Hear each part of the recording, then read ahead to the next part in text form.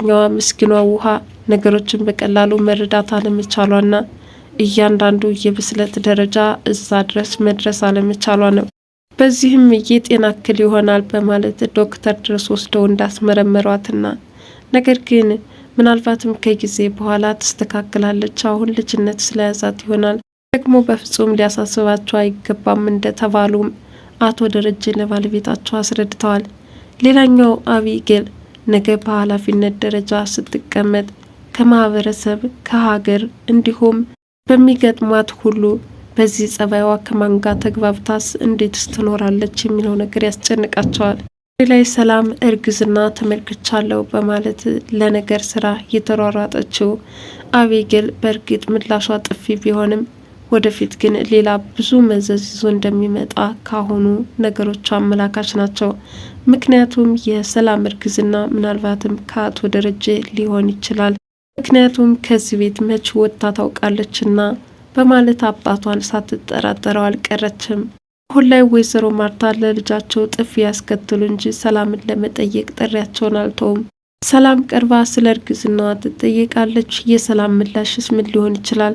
ሰላም ጤና ይስጥልን ውድ ቻናል ቤተሰቦች እንደምን አላችሁ? በያላችሁበት በዓለም ዳርቻ ሰላማችሁ ይብዛ እያልኩኝ ዳጣ ድራማ ክፍል 16 ምን አዲስ ነገር አለ? ይኸው እስከ ቪዲዮ ፍጻሜ ድረስ እንድትከታተሉኝ እየጋበዝኩ ወደ ዛሬው ፕሮግራም ወሰድኳችሁ። ናታን ዳጣን እንደሚወዳት ምንም ጥርጥር የለውም። ያኔ የጻፋት ደብዳቤ እጅግ በጣም ቃላቶቹ ውብና ድንቅ ናቸው። የፍቅር መገለጫዎች የሆኑት ዘንድ አቢጌል ጋር ይጻጻፍ እንጂ ዳጣ ጋር የተጻጻፈ ስለመሰለውም ደስ እያለው ነበር ሲገልጽላት የነበረው። ይህንን ያየችው አቢጌል ቅናት ቢጤ ቢያንገበግባትም ግን እውነታውን መረዳት ችላለች። ምክንያቱም ዳጣን ምን ያህል እንደሚያፈቅራትና እንደሚወዳት ጠንቅቃ ለማወቅ አስችሏታል። ለዳጣ ሲሆን የሚያዘንብላት ቃላትማ ልዩና ውብና ድንቅ ናቸው። ለእኔ ሲሆን ግን ፊቱን ያዞርብኛል እያለችን በቅናት እየተንጨረጨረች ነው። ታዲያ ዛሬ ላይ ዳጣና ናታን እንዲህ አይን ላይን ሲተያዩ ቆይተው ናታን በሀፍረት አንገቱን እያቅለሰለሰ ዳጣ ለተሰራው ስህተት በጣም ይቅርታ በማለት ይቅርታ ሲጠይቃት እሷም እንዴት እንደዚህ አይነት ሀሳብ ታስባለህ? በጭራሽ እኔ ከልቤ የሌለውን አንተን እንደ ወንድሜ እንጂ በዚህ አይነት መንገድ ልጠረጥርህ እንኳን ላስብህ አልችልም በማለት ነግረዋለች። ሆኖም ናታንም ከዚህ በኋላ እንደማይለመደውና ዛሬ ለተሰራው ስህተት ግን ይቅርታ እንድታደርግለት ጠይቋታል። ዳጣም በቃ ለሆነው ሆኗል፣ ሁለተኛ ግን እንደዚህ አይነት ነገር እንዳታስበው በማለት ማስጠንቀቂያ ሰጥተዋለች።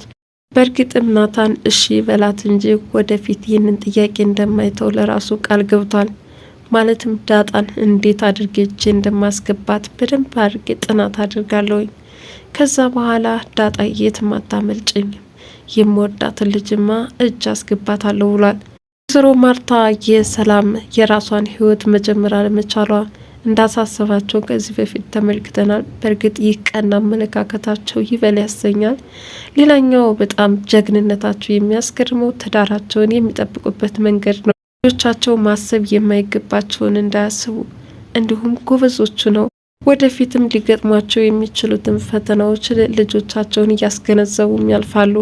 ታዲያ የራሳችንን ህይወት ስናስብ ይኸው የሰላምን እድሜ በላንባት በማለት ከባላቸው ጋር ተመካክረው ይህንን ነገር ሰላምን ራሷን ለማስቻል ካላቸው እቅድ የተነሳ ሀሳቡን ቢያቀርቡላትም ሰላም ግን ከዚህ በኋላ ለየትኛው ጊዜ ነው በቃ አልወጣም በማለት እንደነገረቻቸውና ሬም አቶ ደረጀ ሲጠይቁ በቃ ሰላም መውጣት እንደማትፈልግ ነው የነገረችኝ በማለት ለባለቤታቸው ተናግረዋል።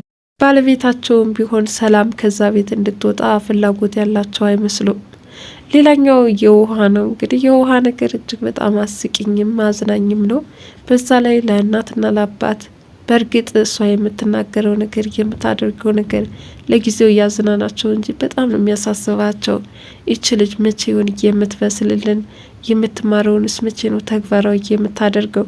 ለምሳሌ ዛሬ ጓደኛዋ እያጠናችና ፈተና ስለደረሰ ለፈተና ምን ያህል ዝግጁ መሆን እንዳለባቸው ጓደኛዋ እያስረዳች ፈተና ከየት ነው የሚመጣው የሚል ጥያቄ ነበር ያነሳችላት። ማለትም ከውጭ ኤክስፖርት ተደርጎ ከዛም እያንዳንዱ ክፍል ይከፋፈላል በማለት ነበር የነገረቻት። እንግዲህ እስከዚህ ድረስ ውሃ በጣም የዋህነቷ ለእናትና ለአባቷ ሌላ ጭንቀትን እየወለደባቸው መጥቷል።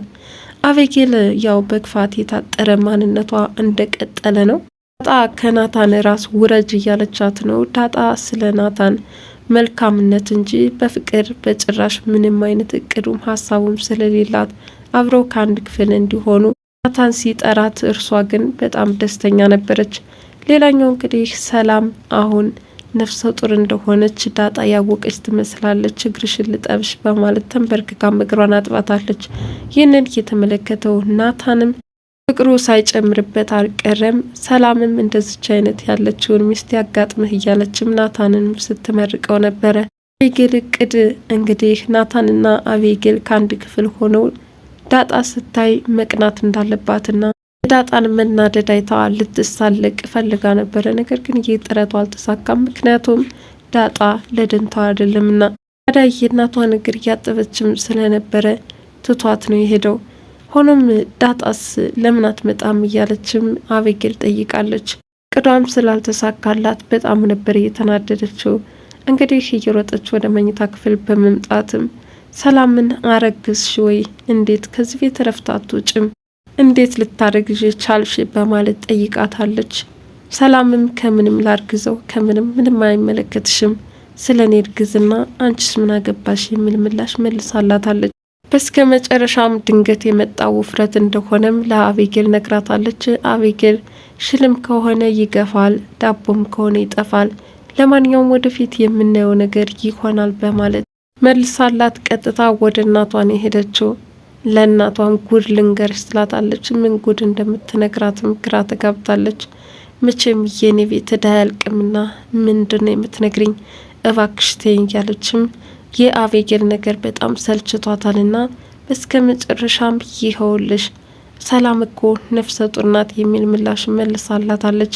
እንዴት እንደዚህ ታያለሽ? በማለት በጥፊ ደርግማት። ነገር ግን ሰላም መታ አቤጌል ለተናገረችው ነገር ማብራሪያ እንድትሰጥበትም መጠየቅም የፈለገች ይመስላል። ወይዘሮ ማርታ አሁንስ ትዳራቸውን የአቤጌልን ነገር ሰምተው አደጋ ላይ ይጥላሉ ወይስ ነገሮችን ቆም ብለው ይመረምሩ ይሆን? ብቻ አሁንም እንግዲህ የአቤጌል ክፋት እጅግ በጣም የቤቱ ፈተና ሆኖ ቀጥሏል። ከዳጣ ወደ ሰላም የተሸጋገረችው አቤጌል አእምሮዋ መልካም ነገር ማሰብን ተስኖታል።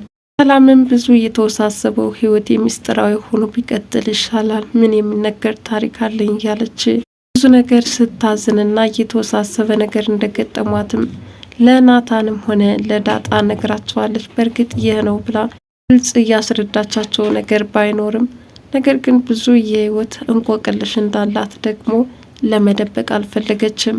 ለማንኛውም እንደተባለው የሰላም እርግዝና እውነት ከሆነ አቶ ደረጀ ትዳራቸው አደጋ ላይ ይወድቃል ማለት ነው።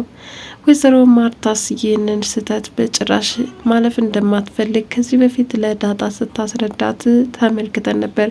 ማለትም ባልሽ በትዳርሽ በላይ ማግጦ ሌላ ሴት የወለዳት ልጅ ብትኖረውስ በማለት የራሷን ታሪክ አንስታ ምን ያህል ወይዘሮ ማርታ ትቀበላት ወይስ አትቀበለኝም የሚለውን ነገር ለማረጋገጥ አስባ በነገረች ሀሳብ በፍጹም ትዳሬን እስከ ኖርኩ ድረስ አክብሬው እኖራለሁኝ፣ ውጭ ግን እንደዚህ አይነት ስህተት በጭራሽ ልታገስ አልችልም በማለትም ለዳጣ ተናግረዋል። ታዲያ ዛሬ ላይ የሰላም እርግዝና ያውም ከደረጀ እንግዲህ በዛሬው ክፍል እጅግ በጣም አጓጊ ሆኖ ነበረ ያቆመው። ሰላም በሚቀጥለው ክፍል ትጠይቃለች። ምንስ ብላ ትመልስ ይሆን? አብረን የምንከታተል ይሆናል። ለዛሬ ዳጣ ክፍል 17 ይህንን ይመስል ነበረ። በቀጣይ ቪዲዮ እስከምንገናኝ መልካም ጊዜ ሆንላችሁ እያልኩ ለቻናሌ አዲስ የሆናችሁ ላይክ፣ ሼር፣ ሰብስክራይብ በማድረግ ቤተሰብ እንድትሆኑ በትህትና እየጠየቅኩ እዚሁ ተሰናበትኳችሁ። ባይ ባይ።